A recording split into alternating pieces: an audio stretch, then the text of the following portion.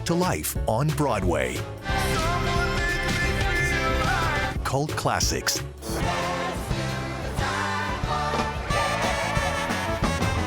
And giants of American theater. This was a big risk. This is the biggest hit I've been in since The Producers. Comedy legends bringing their improv skills. Doing comedy well is deceptively difficult. Stories set in the past, revealing something about right now. Every era has to confront who they are. And experiences you can only have on stage in New York. You just can't beat it. There's nothing else like this. It's Broadway and beyond at the Tonys.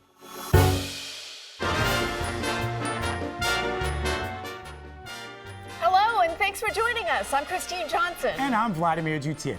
For the next half hour, we are pulling back the curtain to bring you the best of Broadway ahead of the Tony Awards. From stunning acrobatics to classic dramas and much more, Vlad, this has been a banner year on Broadway, and it was star-packed with A-listers hitting the stage and earning nominations. So let's get started. Two new musicals, Schmigadoon and The Lost Boys, lead the pack with 12 nominations each. They're both nominated for Best Musical along with Titanic and Two Strangers Carry a Cake Across New York. That's an interesting scene. Dave Carlin covers arts and entertainment in New York City and shows us how these shows left their mark in the theater district. A musical poking fun at musicals.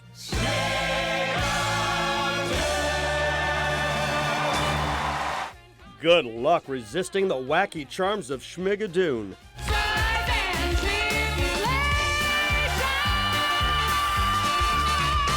Says nominee Anna Gasteyer. I think of the show as like, you know, those birthday cakes that explode, that have stuff come out of it? That's what it's like. It started as a parody TV series about a couple stumbling into a magical place where, without warning, people burst into song. Oh, I think they want us to take it first. I regularly break on stage, but I think that's fine for my character, and sometimes it just gets me. You drive me crazy, how can you blame me? You're so beautiful, babe.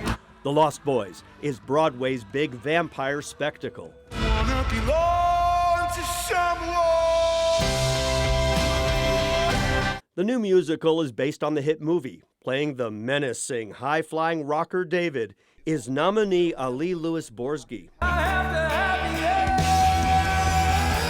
What are you taking away from it? The thing that I get at the end of the day is this, big group of people that are really moved by it. It's a roller coaster ride, so they want to ride it again, but at the same time they're leaving with tears in their eyes and her stomach that's hurting from laughing so hard. This story that's so kooky crazy. What do you say?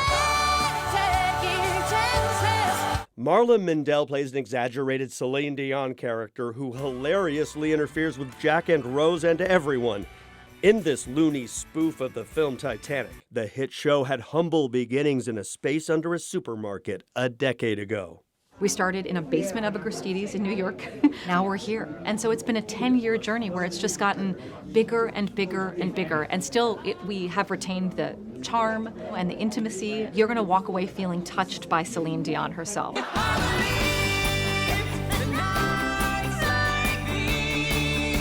Two Strangers Carry a Cake Across New York lets the audience tag along as romance begins and grows. Oh my God. She's American and he's English, which is true of the characters and the Tony nominees playing them. So I love that people see these two normal souls and feel like they connect with them. We all love an unexpected romance or that romance that starts with no romance at all. Right. Disgust, actually. Yeah. We then justify the ending and we do tug those heartstrings. It's really lovely. Are you always like this? You'll get used to it. And Dave is here with us now. Dave, 4 very different stories there. Competitive category. Does anyone have the edge here? Not really. The two front runners are The Lost Boys and Schmigadoon, but every show is fantastic. And so it's really going to depend on what you like. A big spectacle. Some had said they worried Broadway was losing those. And then there's a great sort of inside musical with Schmigadoon. And the two others, so charming as well. it's really up for grabs. Well, so there are more musicals to talk about, right? The 3 big shows competing for Best Revival. Dave, you're coming back in a few minutes to look at those. We will see you then, Dave. Thank you so much. Nathan Lane and Laurie Metcalf right now starring in the highly acclaimed revival of Arthur Miller's Death of a Salesman. It's one of the great American classics about Willie Loman and his struggles to hold on to the American dream. I love this play, and the drama was written nearly 80 years ago, and it shows family dynamics and devastation. Lane told us playing the iconic role had been in the works for years. This one it's particularly special just because of this play and the fact that it's taken this long to come together, and that we've had this happy ending of people being so excited and receiving it so well. And this is the biggest hit I've been in since The Producers. We were going to try to make it, which I'm so thankful for, try and feel as contemporary as possible. 4 other revivals produced powerful performances this season, bringing some of the biggest stars of the screen to the stage. Daniel Radcliffe, who won a Tony Award in 2024, just one of the actors who mesmerized audiences. Daniel Radcliffe starred in Every Brilliant Thing. The play, about the search for joy, is an invitation to the audience to participate in the happiness. I just read it and I was like, there's nothing else like this. I'll never be asked to do anything like this again. The shocking revelations in Oedipus left audiences gasping and contemplating a mother and son's relationship. This Greek tragedy was staged with a modern twist. And one night, in fact, a lady in the 5th row, we distinctly, as did the whole theatre, heard her scream, "Oh my God, she's his mother!" Which I thought was brilliant. Everyone, this is Becky. The dark comedy Becky Shaw, about a blind date that takes an awkward turn, is nominated as Best Play Revival. In his Broadway bow, Alden Ehrenreich is now a Tony nominee. The actor is known to many movie fans for his role as Han Solo in Solo, a Star Wars story. It's very gratifying. I'm working in the same way that I work on every role I get, but it's you don't have any control over how that's going to come across. Fresh off an Oscar nomination and a Golden Globes win, Rose Byrne here is adding Tony nominee to her resume. In Fallen Angels, she faces off with Kelly O'Hara and says she's thrilled to be back on a Broadway stage. The unquantifiable quality that keeps you wanting to do it again night after night, particularly with a comedy. That's how Rose Byrne feels when she performs at the Todd Hames Theater each time she transforms into the character of Jane. Kelly O'Hara plays Julia. The two friends get word of an old flame they both dated is coming to town, and drunken chaos ensues.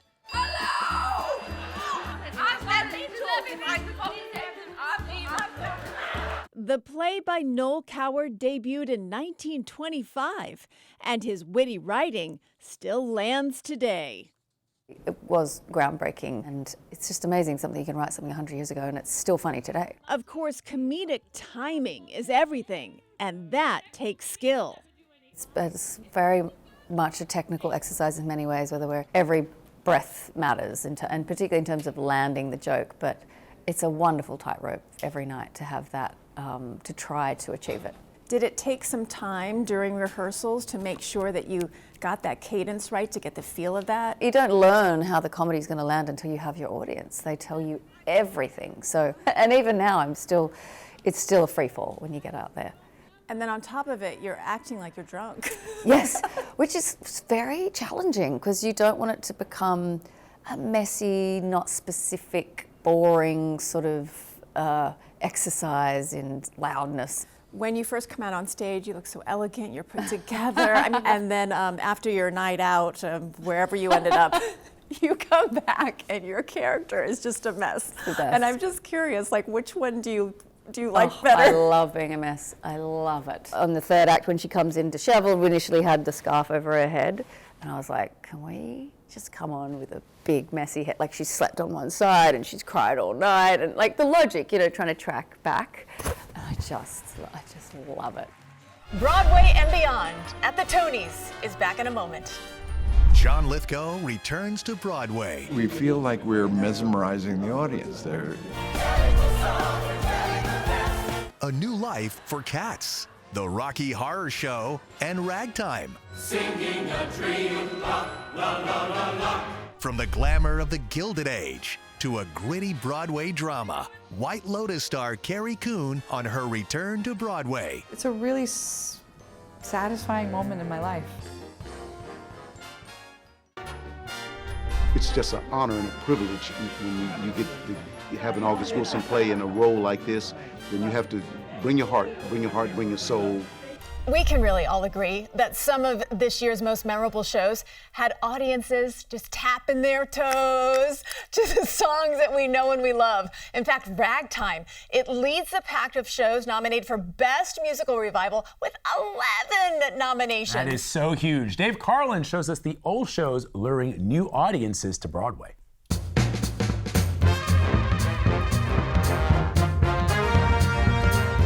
Three history-making musicals loved by generations of fans are back, revived and amplified. And there was distant music.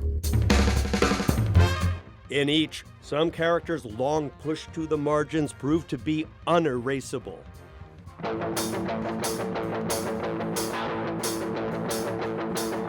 In The Rocky Horror Show, Frankenfurter is played by nominee Luke Evans with a crazed confidence. What has it given you that you might not have had before? It gave me an opportunity to come out of myself in a very colorful, flamboyant, celebratory, liberated, hedonistic, powerful way. Nominee Rachel Dratch is the narrator. Rocky Horror fans know audience members shout lines, and her character takes the brunt of it. Oh, this is like, what beast is this gonna be? So that was a learning curve, but now it's fun. Like now it's weird when the audience doesn't yell anything. Cats the Jellicle Ball altered the original the most. The characters are now ballroom contestants. Think Paris is Burning and Madonna's Vogue. Nominee and Broadway legend Andre DeShields says, come and celebrate some night owl uptown heroes of yesteryear. And you don't have to sneak out late at night to see it. We'll try to sit with us for those 2.5 hours and not go away with a huge grin on your face. Ragtime, which is the most Tony-nominated revival of the season with 11, is buoyed by the stirring vocals from each performer. Cole House Walker, played by nominee Joshua Henry, with his dazzling rendition of Make Them Hear You.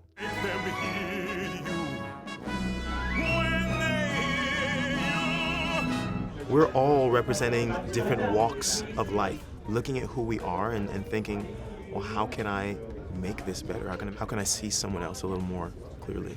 Mother is played with great depth by nominee Casey Levy. We just get very protective of you, and we also admire your strength in the end of it. That she is a bit of a window for the audience. I feel like we have a kinship, and that they are changing as Mother changes. It's a really beautiful duet that I get to have with the audience. You've got the Harlem community, you've got the Jewish immigrants, and then you can hear the white folks, and you can hear it all sort of melding together. All right, Dave, we mentioned earlier the new musical category is very competitive. But for revival, there seems to be a frontrunner, and that frontrunner is Ragtime. Because Ragtime will give you all the feels. You know, your goosebumps, the hair on the back of your neck going straight out throughout that show. But don't count out Cat's Jellicle Ball. It's almost a new musical because of how much they've reinvented it. Oh, yeah. And Total it's reinvention. Thrilling also. And Rocky Horror. Talk about a nostalgic classic favorite for the fans. Absolutely. Well, you know, Cats, Jellicle Ball, the dancers there, I mean, I don't know how they didn't break an ankle. That's like how crazy. I mean, they are so physical and athletic. Very physical. Absolutely. And what each show says about history and community, these are important shows, not just entertainment. Isn't it crazy that people keep going back to these shows even though they've been around for generations? And reinvent them and reimagine them. It's just wonderful. All three great. But Ragtime with the edge. Okay, Dave Carlin, as always, thank you for your expertise. John Lithgow earned his nomination for leading actor in a play, portraying Roald Dahl in Giant. Dahl was the popular children's author who infamously made anti-Semitic statements in the 1980s. In Giant, Lithgow explores Dahl's dark side and says he loves playing complicated characters. I mean, I'm a character actor. I always work from the id, of course, and Dahl is a character who is all id. It all comes exploding out of him. He's just fearless, including in his bigotry. This is Lithgow's 7th Tony nomination. He's won 2, in 1973 for The Changing Room and in 2002 for the musical Sweet Smell of Success. Broadway and beyond at the Tonys. Yes, continues after the break. Emmy nominee Carrie Coon, back on Broadway. If you're a theater actor, it is the icing on the cake. Pink bringing her acrobatic stunts as she hosts the Tonys. But it was my first question. I was like, what can you hang from Radio City?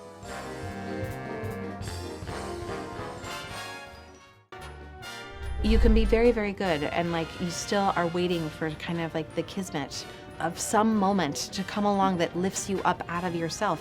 We did that for each other in rehearsal, but also the way the audience listened to us and responded to us. Carrie Coon. She made a big splash in The White Lotus and The Gilded Age. This season, she was back on Broadway, leading the cast of Bug. I talked to her about her roots in the theater, her big success on TV, and coming back to the stage. Not me, the bugs! In Bug, Carrie Coon's character Agnes is struggling. Set in a motel room in Oklahoma, she faces addiction, loneliness, extreme paranoia, conspiracy theories, and the disappearance of her son. I still look for him in my sleep. So let's dig deeper into Agnes. I got a sense that she had a hole in her heart. Yeah. And that it needed to be filled. And she found that person.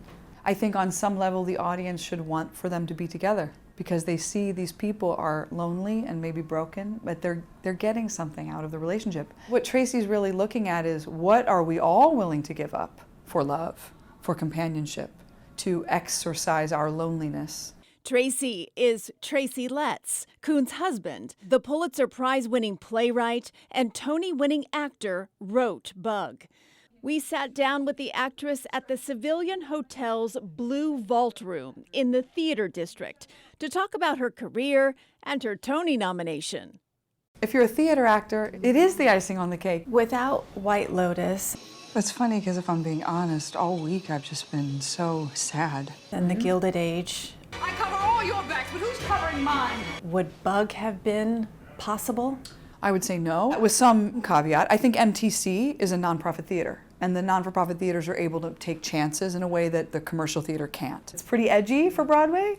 Critical acclaim is in abundance, but it all started in the theater. Is being on stage home for you? Most certainly. I really didn't start doing TV and film until I was maybe 31. And so the decade before was spent honing those skills on stage. No, if I can't do my interpretive dance, I don't want to dance with anyone. Coon's first Broadway appearance was in 2012 in the revival of Edward Albee's Who's Afraid of Virginia Woolf. She co-starred opposite Letts. They now have 2 children. I can't imagine a more satisfying life than that, than the one we're living right now. And I hope what people will say is that I didn't take it for granted. I'm happy, I'm fortunate, I'm incredibly privileged to be living the life I'm living. So what's next? I mean, what do you want to do? I wish I knew what was next. I'd love to not wait 4 years to be back on stage, so I'm eager to find what the next stage project will be, hopefully, if they'll have me back. Coming up next, a preview of Broadway's biggest night. Grammy winner Pink hosting and toasting this year's Tony nominees. I'm there to celebrate everybody else, and I get to just pretend for a couple of seconds here and there.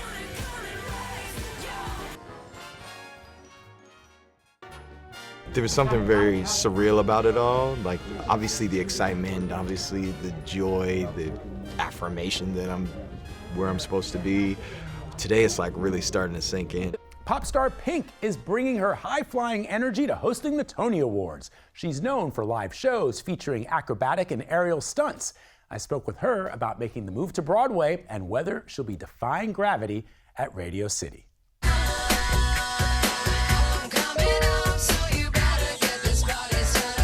You got the call, which was completely unexpected. Completely so far out in left field. My first reaction was, why? Why me? I've never been on Broadway. Then my second reaction was, let me ask my daughter. Willow? Yes. What did she say? She was like, do I get a seat? And I was like, I don't know, hold on. Does she get a seat? And they were like, yes. I was like, yes. She's like, yes. And then I said, yes.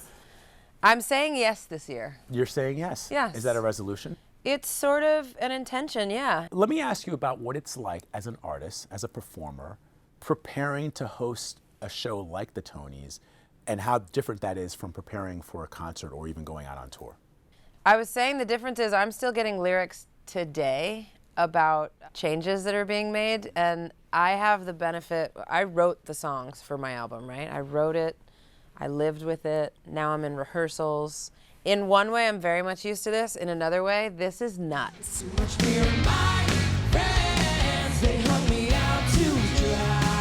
I've been to your gigs. You put on acrobatics. Yeah. You've got these aerial stunts at your live shows, and this year's Tony features The Lost Boys, which features flying vampires, just like the movie. Mm-hmm. Can we expect any of those high-flying moves? Absolutely, but I don't think it's the serious, like, I'm not gonna be like, it's not serious. It's just fun. Being a performer, I always said I wanted to never grow up and run away and join the circus, and now I'm a part of the circus, and it's fun. And at times I lead the circus, and you know, if you follow, that's on you.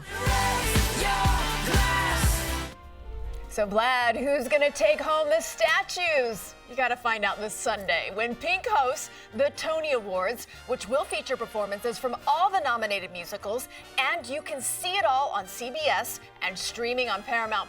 Thanks for watching Broadway and Beyond at the Tonys. I'm Vladimir Dutin. And I'm Christine Johnson. Enjoy the show on Sunday.